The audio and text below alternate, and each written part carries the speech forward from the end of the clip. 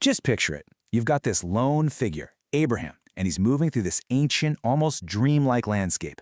The air itself feels thin, you know? It's shimmering at the edges, almost like the veil between our world and another one is starting to wear away. And the horizon, it's not just the sky meeting the earth. It's glowing. There's this light coming from somewhere behind reality itself. Every single step he takes is a question. Every shadow holds a secret. He isn't just walking into a new country. He's walking into a totally new dimension of consciousness, a place you just can't find on any map made by human hands. And then the call comes.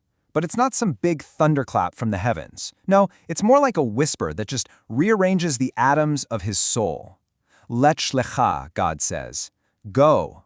Go for yourself. Leave your land, your birthplace, your father's house, and go to the land that I will show you. Now, this isn't just an order to pack up and move. It's an invitation to be moved, to leave behind not just a place, but a whole way of knowing, a way of being. It's a call to abandon the comfort of everything you know for the terrifying, brilliant promise of what can only be revealed. Okay, so let's really get into this. But the big question that just hangs in the air for thousands of years is, why? I mean, why was this journey even necessary? We're talking about Abraham, a man who, tradition tells us, had already figured out God on his own. He was a master thinker, a kind of cosmic mapmaker who had charted the forces of the universe. So why would the master of all worldly wisdom need to be led like a child into the great unknown? What could possibly be waiting for him that he couldn't just find himself? Well, in this deep dive, we're going to unpack that very question. We'll kick things off with the literal journey, the surface story. But then we're going to pivot to the final frontier of Abraham's own incredible wisdom. We'll explore why this promised land was a place he actually could not find, only one that could be shown to him. From there, we'll map the divine architecture of this revelation, translate these ancient secrets into some modern-day code, and then finally, we'll talk about how this whole journey beyond the map applies to every single one of us today. So on the surface, the story is pretty straightforward, right? Abraham is told to leave everything, his security, his culture, his family, literally his entire identity, and just head out to some unnamed destination. It's a huge test of faith, a story of radical obedience. But that's just the outer layer, the simple literal meaning we call the pshat. To really get to the heart of what's going on, we have to understand what he was leaving behind, not just physically, but intellectually. Exactly. To get the why of the journey, you first have to appreciate the who. Who was Abraham before the call?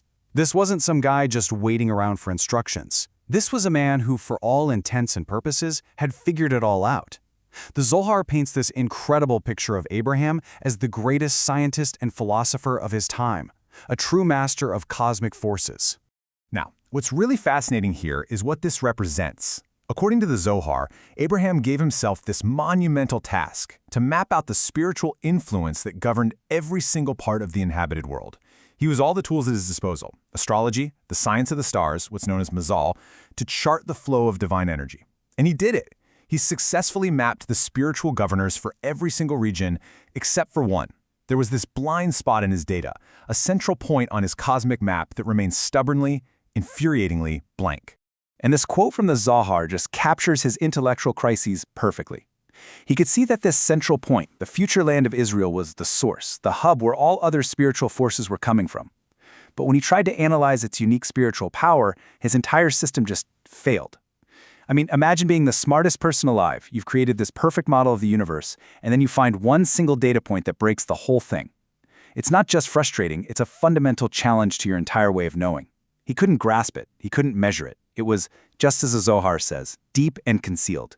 He had reached the absolute limit of human investigation. His wisdom had hit a brick wall. And that right there, that is the crucial point. The command Lech Lecha isn't the start of the story. It's the answer to the problem. It shows up at the precise moment of Abraham's intellectual despair. It's God basically saying, you've gone as far as your mind can possibly take you. You've mapped everything that can be mapped. Now to understand the center, you have to stop searching and just allow yourself to be shown. The entire secret, the whole key, is right here in this one phrase, Asher Arecha. God doesn't say, go to the land you will find, or, hey, calculate your way to the source. He says, to the land that I will show you. This is the pivot. This is the moment we switch from active, human-led investigation to passive, divinely guided reception. It's that point where grace becomes the only tool that works, because wisdom has reached its final frontier. You can't discover revelation, you can only receive it. Okay, so now that Abraham has been given the key, which is basically surrender, we can start to map the hidden architecture of consciousness that this story is really all about. See, this isn't just a narrative, it's a schematic. It's a blueprint for how divine knowledge flows into the world, a process that Kabbalah describes through the system of the Sephirot. To really get this, let's look at a mystical map of consciousness. Abraham was a master of the intellectual process. It starts with chokmah, that's the initial flash of raw insight, the pure seed of a new idea. He could then take that and apply his immense bina, his power of analysis, to expand it, structure it, and build a whole palace of logic around it. And finally, he could achieve dot, a deep, synthesized knowledge where the idea becomes a part of who he is.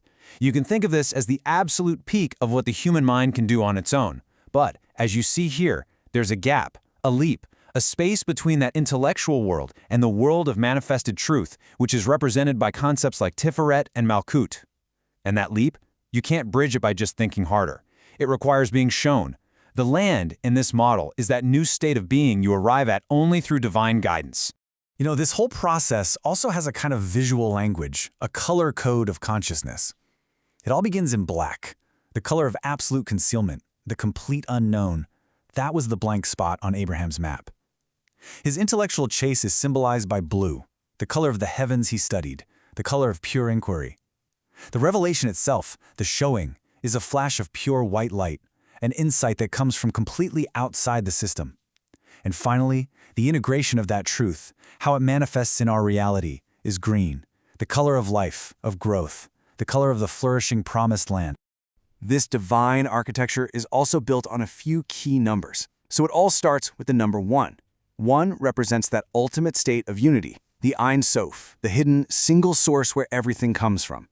This is the concealed power of the land that Abraham could sense, but he just couldn't grasp. It's the ultimate why behind the entire system, singular and indivisible. And from that unity, the number 2 emerges.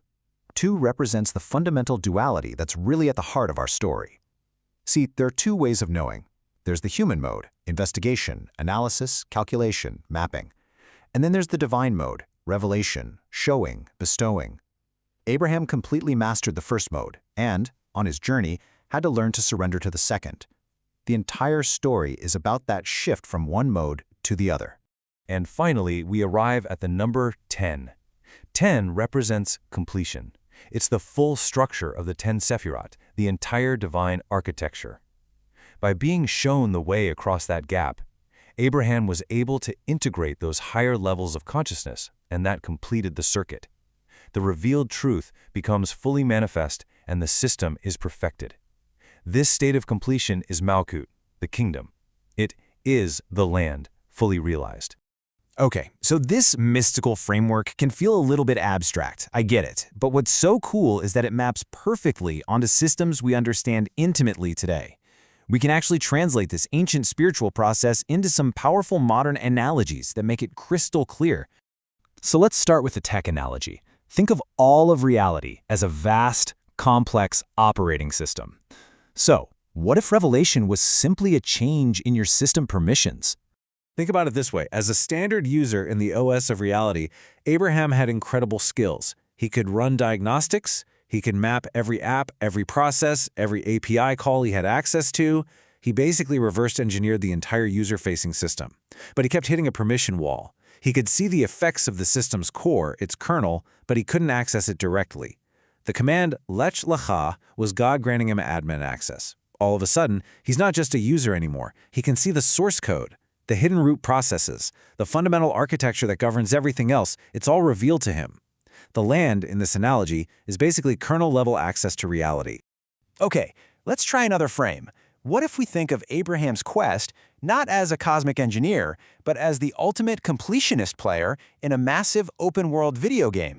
This one shows the same dynamic, just in a different world. So Abraham, the player, he's done it all. He's explored 100% of the accessible world map, he's finished every side quest, he's read every lore book, he's completely maxed out his stats. He just knows there has to be a final boss, a hidden realm to complete the game's true story, but there's no visible path. He can't find the entrance because it's not programmed to be found. It has to be unlocked by the game master, by God. Asher Areka is the game master showing up and saying, "Hey, follow me. revealing a shimmering portal where there used to be a stone wall, leading him into that final level, the land, that was totally inaccessible through normal gameplay. So, we've traveled from ancient Mesopotamia all the way to the code of the cosmos. But the real power of this story is that it's not just about Abraham. It's a recurring pattern in the human experience. It's about the limits of our own maps and the absolute necessity of being shown a new way. So this brings the question right back to us, doesn't it? Where in your life have you reached the edge of your own map? Maybe in your career, in a relationship, in your own understanding of yourself or the world. Where have you analyzed and strategized and pushed as far as your intellect and effort can possibly take you, only to find yourself just staring at a wall, sensing there's a deeper reality you just can't access?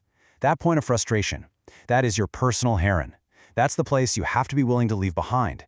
It's the point where the only way forward is to stop trying to find the path and become open to being shown.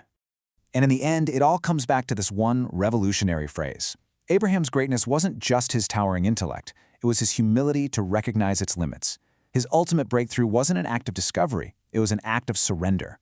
The greatest truths, the most profound transformations, the lands we most deeply yearn for, they're often not the ones we find through our own striving, but the ones that are revealed to us the moment we're finally ready to be shown. Thank you so much for joining us for this complete journey through the Pardes.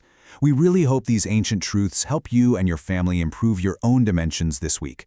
And hey, if you enjoyed this full chapter deep dive, please do us a favor. Like, subscribe, and share which part of the journey really touched your soul in the comments. We love reading those. We'll see you in the next chapter.